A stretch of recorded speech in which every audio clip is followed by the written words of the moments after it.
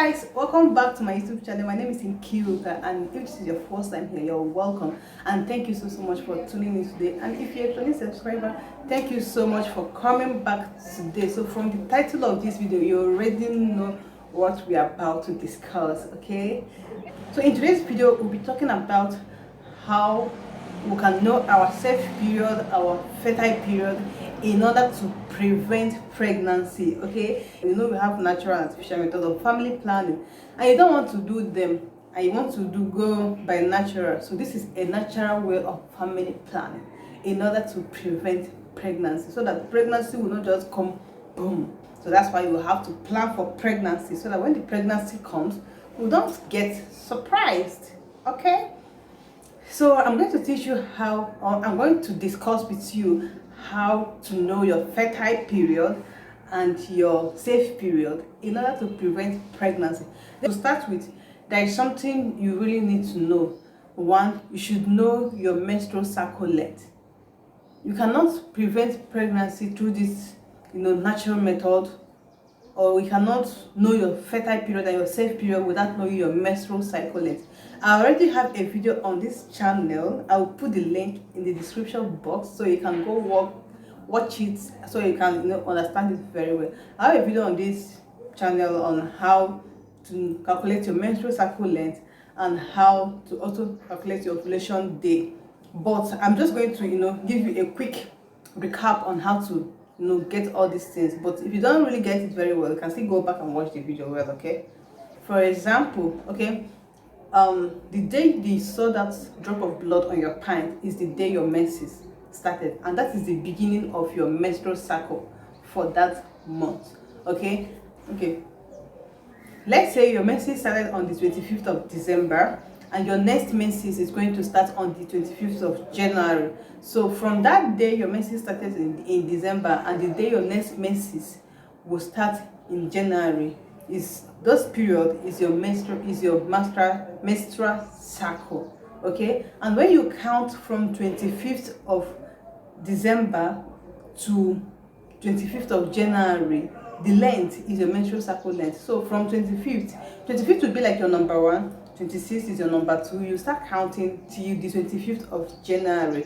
That is your menstrual cycle length. So for example, if you count from 25th of December to 25th of January, you have 31 days.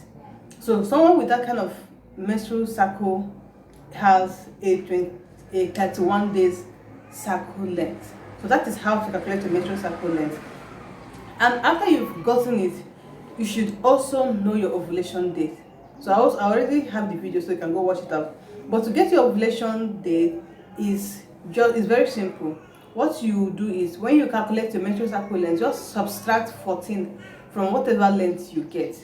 So for example, if you have the 31 day cycle length, so what you do is subtract 14 from 31, you have 17. Yeah, I think between 16 and 17. I will calculate it and put it on the screen. Okay, for 31 minus 14, I think you should have like 17 or so. So that the 17th day in your cycle is your ovulation day. So how you do it is, you have a 31 day cycle from 25th December to 25th of January. So you start counting. 25th is your number 1, 26th is your number 2, 27 is your number 3. You start counting, continue counting. You find out that on the 10th of January is going to be the 17th day in your cycle, and that day is going to be your ovulation day.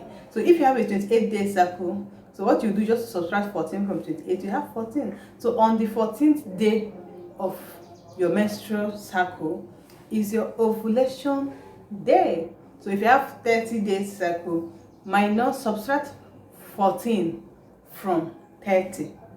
Okay, so that's how you want to know your ovulation. So this is it. When you come to your safe period, immediately your menses stops.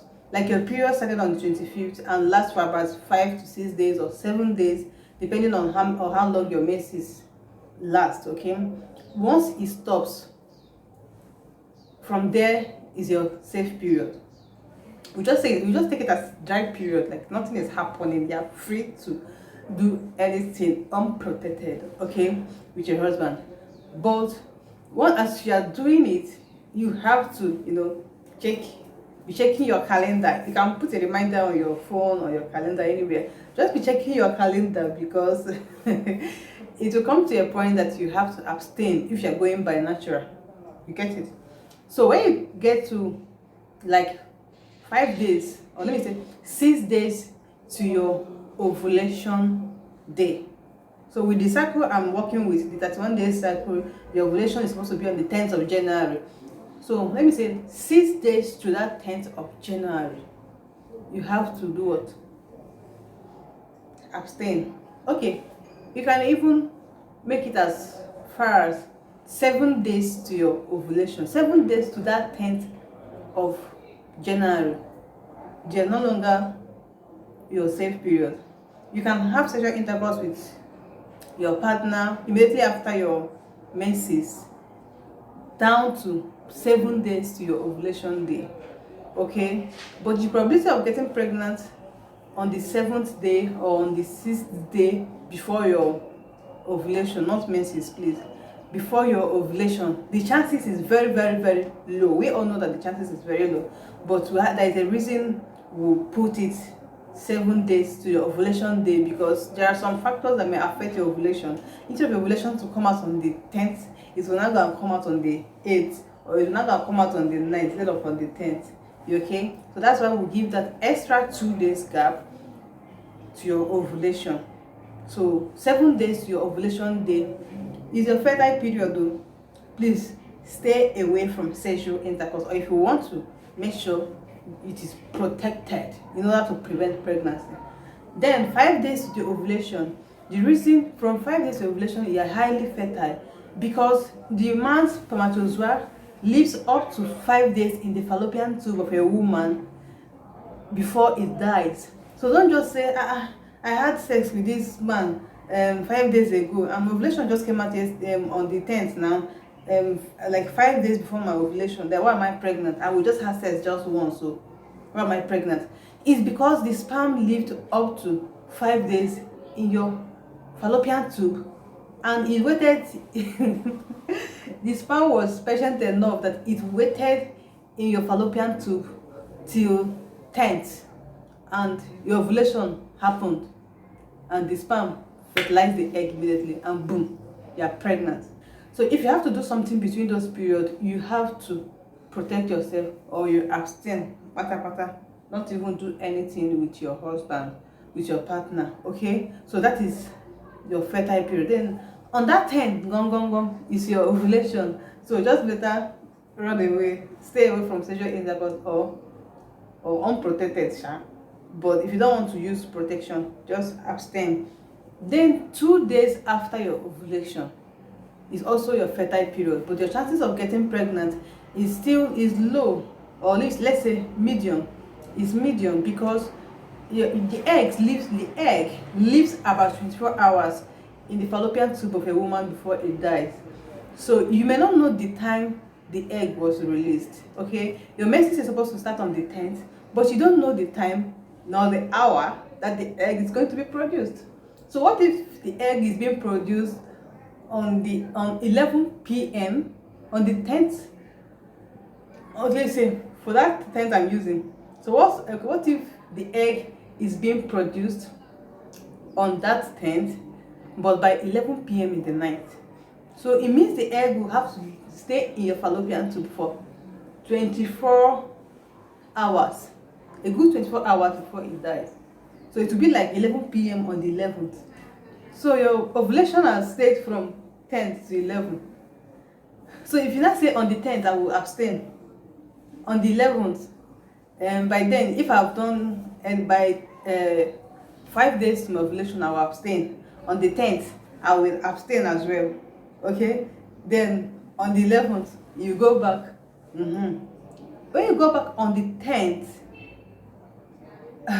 on the 10th you abstain, then on the 11th you go back. When you go back on the 11th, and probably your ovulation, now it's 24 hours cycle, so it has to enter the next day. It's 24 hours, it has to enter the next day, and the egg was still was still in the fallopian tube waiting for 24 hours, either for fertilization or it dies, and you probably go and have unprotected sex. you would get pregnant, because on that 11th is still a 24 hours window. Your egg does not know date. It doesn't know today is 11 to don't come out. It comes out on the 10th, but it's still alive till the 11th.